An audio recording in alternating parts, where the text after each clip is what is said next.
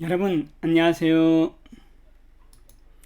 네, 오늘도 저와 함께하는 알쏭달쏭 성경 이야기 성경 비타민을 시작하겠습니다.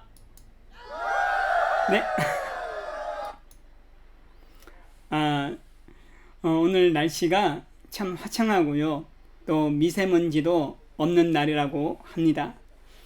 이런 화창한 날씨만큼이나 여러분 삶도 더욱더 화창하기를 소망합니다. 오늘 제가 이렇게 멋진 자연 경관을 준비했는데요. 어떤 마음이 드세요? 이제 제가 음악 한 곡을 함께 들려드릴 텐데요.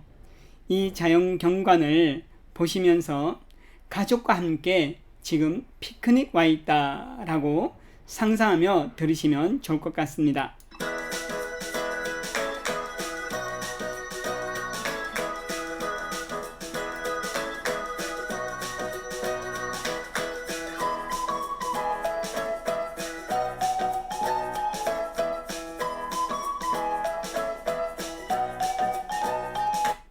네, 들려드린 곡명은요, Dancing on Grass, 그린 오브 그레스. 예, 죄송합니다. 제가 외웠는데 Dancing on Green of Grass, 들판 위에 푸른 들판 위에 댄스라는 그런 곡이었습니다. 가족과 함께 이런 아름다운 곳에 피크닉 한번 기회가 되시면 가보시면 좋을 것 같습니다. 오늘은요, 주제가 바리새인, 그들은 왜 독사의 자식이 되었는가입니다. 우리가 지난주에는 그 세리들과 창기들, 죄인들에 대해서 나누었잖아요. 그들을 이제 정죄했던 바리새인들, 그들은 과연 누구이고 그들은 왜 독사의 자식이 되었는가에 대해서 함께 공부해 보고자 합니다. 오늘 이 사진은요, 바리새인 아닙니다. 이분은 통곡의 벽 앞에서 율법을 낭독하는 유대인입니다. 지금 보이시는 벽이 통곡의 벽이고요. 이 돌틈 사이에 하얀 것들은 종이입니다. 어떤 종이냐? 기도문을 적은 종이입니다. 사람들이 기도문을 적어서요, 저 돌틈 사이에 끼워놓고 울면서 기도를 하면 또 기도 응답이 되어진다는 그런 이제 또 일화가 있습니다. 그런 이제 이야기가 있습니다. 그 말씀에 보면 바리새인들과 서기관들이 예수께 묻되 어찌하여 당신의 제자들은 장로들의 전통을 준행하지 아니하고 부정한 손으로 떡을 먹나이까? 여기에서요, 장로들의 전통 혹은 유전, 이렇게 바리새인들이 말을 하고 있는데요. 왜 바리새인들은 이 장로들의 전통을 강하게 주장을 했을까? 또 그리고 툭하면 예수님과 제자들에게 이제 그 문제를 제기할 때마다 장로들의 전통, 장로들의 전통, 이렇게 말을 했을까 하는 겁니다. 과연 이 장로들의 전통이 무엇일까 하는 것을 살펴보겠습니다. 먼저 이 장로들의 전통은요, 왜 나왔느냐? 유대인들은요, 하나님의 말씀은 어떤 경우에도 지켜야 한다, 이런 생각이 매우 강했습니다. 그런데 문제가 생겼네요. 걸림돌이 있습니다. 뭐냐? 시대와 상황이에요. 말씀을 적용하는데 시대와 상황에 따라 적용하기 어려운 말씀들이 나타나기 시작을 했습니다. 그래서 학자들이 하나님의 말씀을 해석하고 시대 상황에 맞게 이제 맞추어서 적용할 수 있도록 이제 한 것이 바로 장로들의 전통입니다. 언제부터 존재했냐면요, 에스라 시대부터, 정확한 연대는 아니지만 대략 주전 450년경부터 시작했으니까요, 예수님 때의 장로들의 전통은요, 이미 450년 동안 내려온 전통이 되겠습니다. 가르침이 되겠습니다. 제가 미시나 이런 표현을 썼는데, 이 미시나는요, 장로들의 전통을 묶어놓은 책입니다. 이제 묶어놓은 것을 미시나라고 하는데, 이 미시나는 반복해서 가르친다라는 그런 의미가 있대요. 제가 예를 하나 들어볼게요. 염소 새끼를 그 어미의 저주로 삼지 말지니라. 출애굽기 23장 19절에 나오는 하나님의 말씀이에요. 유대인의 요리 방식에는 고기와 우유를 함께 넣어 끓이는 방법이 있었던가 봐요. 근데 이게 이제 농사 짓고 살던 시절에는 어미 가축과 새끼 가축이 구분이 되었잖아요. 그래서 이 말씀을 지킬 수가 있었습니다. 근데 문제는 시대가 흘러서 농사만 짓고 사는 게 아니라 상업하는 사람, 또 다른 직업을 갖고 있는 사람들 많이 나오잖아요. 근데 그들이 직접 농사를 안 지으니까, 또 직접 가축을 안 기르니까 어떻게 해요? 시장에서 사옵니다. 고기를 사고 우유를 사와요. 근데 이제 문제는 뭐냐면 고기와 우유를 함께 끓여야 되는데 이 고기와 우유가 족보가 문제예요. 이 고기가 새끼 가축인지, 이 우유가 엄마의 우유인지, 또 할머니 우유인지, 하여튼 이 우유와 가축 사이에 족보 문제가 생긴 거예요. 고민이 되잖아요. 말씀은 반드시 지켜야 되는데. 그래서 이제 해석을 합니다. 야, 너희들 고기하고 우유하고 함께 먹지 마. 알았지? 근데 먹어야 돼요. 먹어야 살잖아요. 그래서 어떻게 했느냐? 고기를 먹고 우유를 마시려면 6시간 뒤에 마셔라. 소화가 다 된 다음에, 고기가 다 소화된 다음에, 우유도 마찬가지. 우유 먹고 우유 다 소화되고 난 다음에 6시간 뒤에 고기를 먹어라. 이게 바로 장로들의 전통입니다. 안식일날 몇 걸음 이상은 걸어가지 말아라. 어떤 건 들지 말아라. 또 그 외에도 뭐는 하지 말아라. 뭐는 해라. 이렇게 원래 취지는 하나님의 말씀을 시대와 상황에 따라 해석하고 적용하기 위해서 만들어진 것이 장로들의 전통이었습니다. 우리나라도 있었던 것 같아요. 한국교회도 예전에 제가 어릴 때만 하더라도, 청년 때 20대 초반만 하더라도 주일날 음식 사 먹으면 안 돼. 여러분, 이게 이제 농경사회는 돼요. 농사 지을 때는 되는데 사회가 발전하고 먹을 게 넘쳐난 시절에 여러분 이게 또 적용이 안 되는 거예요. 근데 만약 지금도 야, 먹는 거 절대 안 돼. 주일날 절대 먹지 마.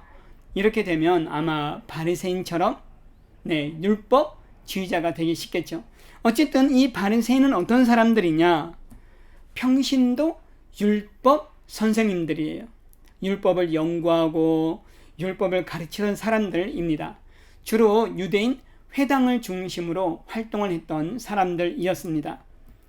그래서 아까 말씀드린 것처럼 하나님의 말씀, 특별히 장로들의 전통, 이런 것들을 연구하고 또 해석을 하고 가르치는 사람들이 바리새인들이었어요. 그래서 이들의 목적은 백성들이 시대와 상황에 따라, 이 시대와 상황은 변하잖아요. 변하지 않는 하나님의 말씀을 지킬 수 있도록 나름대로 노력한 사람들이었습니다. 오늘날은요, 유대인들의 랍비가 이 바리새인들이 했던 기능을 대신하고 있습니다. 네, 제 얼굴에 또 가려졌네요. 독사의 자식들. 그럼에도 불구하고 예수님께서 이들에게 독사의 자식들이라고 하신 이유가 있습니다. 유대인의 삶에 중요한 영향을 주었던 율법이 두 종류가 있어요. 첫째는 기록된 율법, 둘째는 구전된 율법. 기록된 율법은요, 모세오경을 비롯한 하나님의 말씀이고요. 구전된 율법은 미시나, 즉 장로들의 전통입니다. 그런데 문제는 기록된 율법과 구전된 율법을 같이 동등한 위치에 뒀다는 거예요. 그리고 장로들의 전통을 강요했다는데 문제가 있는 거예요. 결국 장로들의 전통을 안 지킨다? 어떻게 돼요? 율법을 어긴 죄인이 됩니다. 그래서 독사의 자식, 외식하는 자들이 되는데, 왜 독사의 자식이냐?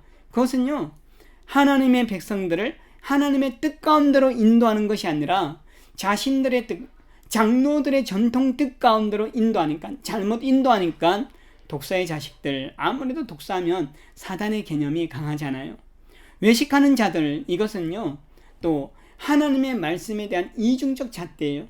기록된 율법을 가지고 잘 지키기 위해서 구전된 율법을 만들었는데 기록된 율법은 온데간데 없고 즉 구전된 율법만 강조하는 이 모습에서 하나님 말씀에 대한 이중적인 모습에서 외식하는 자들 이렇게 표현을 했던 것 같습니다. 결국 그들은 기록된 율법은 온데간데 없이 사라지고 구전된 율법만 강조하는 거죠. 그럼 그들만 외식하는 바리새인일까요? 오늘날 말씀에 대한 순종이 아닌 형식에 대한 순종, 강요 또는 형식을 지키지 못함에 대한 정죄 이런 것들이 바리새인처럼 갈 확률이 매우 높다라는 겁니다. 조심해야겠죠. 신앙 밖에 독사의 자식들도 있어요. 뭐냐면 제도나 형식을 자신의 입맛에 맞게 악용하는 사람들. 어떤 제도가 있어요. 근데 그 제도를 선하게 이용하는 게 아니라 그냥 악용하는 거죠. 자기들 입맛에 맞추어서. 이것도 저는 현대판 바리새인, 신앙 밖 바리새인이 될 수 있다고 생각을 합니다. 우리는 하나님 말씀 앞에 겸손과 순종할 수 있는 믿음이 되어야 합니다. 가장 중요한 건요, 말씀에 대한 올바른 해석과 적용입니다. 바리새인들의 가장 큰 실수는 뭐냐면 하나님의 말씀에 대한 올바른 해석이 아니에요. 나름대로 올바른 해석이라 내렸지만 거기는 결정적으로 뭐가 빠졌어요? 하나님의 진짜 뜻이 빠졌고 또 더 나아가서 예수 그리스도에 대한 해석이 내려지지 않았다는 거예요. 복음에 대한 해석 없이 형식에 대한 해석만 내려졌다는 것이 문제였습니다. 그래서 오늘 저와 여러분들이 말씀에 대한 올바른 해석과 올바른 적용을 해야 합니다. 여러분들이 큐티할 때 나름대로 해석하고 적용하잖아요. 그런 부분을 정말 잘 해야만 하는 겁니다. 그래서 필요한 게 뭡니까? 성령 충만입니다. 저와 여러분들이 날마다 기도해야 되죠. 말씀을 읽을 때마다 이 말씀이 뜻하는 바가 뭔지 제대로 알려달라고, 그 뜻을 깨닫게 해달라고 기도해야 됩니다. 성령 충만해야 됩니다. 성령께서 가르쳐 주실 수 있도록 우리는 기도해야 됩니다. 그래서 여러분, 오늘 저는 이 바리새인에 대해서 간략하게 살펴봤습니다. 또 제가 말씀드린 것이 신학적으로 100% 정확하냐?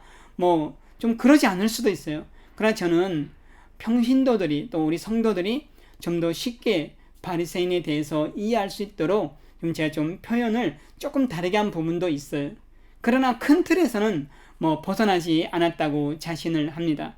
저와 여러분들이 부디 바리새인처럼 형식이나 어떤 그런 것들을 쫓는 것이 아니라 또 형식을 가지고 다른 사람들에게 강요하고 정죄하는 사람이 아니라 우리 자신이 하나님의 뜻을 바로 깨닫고 바로 적용할 수 있는 믿음이 되었으면 좋겠습니다.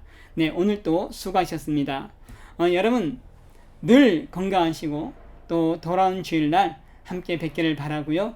그리고 또 이제 오늘 성령 비타민을 더 많은 분들과 함께 공유하시면 고맙겠습니다. 공유하실 때에는 유튜브 화성권능TV 검색하시면 되겠습니다. 오늘도 여러분들에게 하나님의 은혜가 넘치길 소망하며 이만 성경 비타민 마치겠습니다. 감사합니다.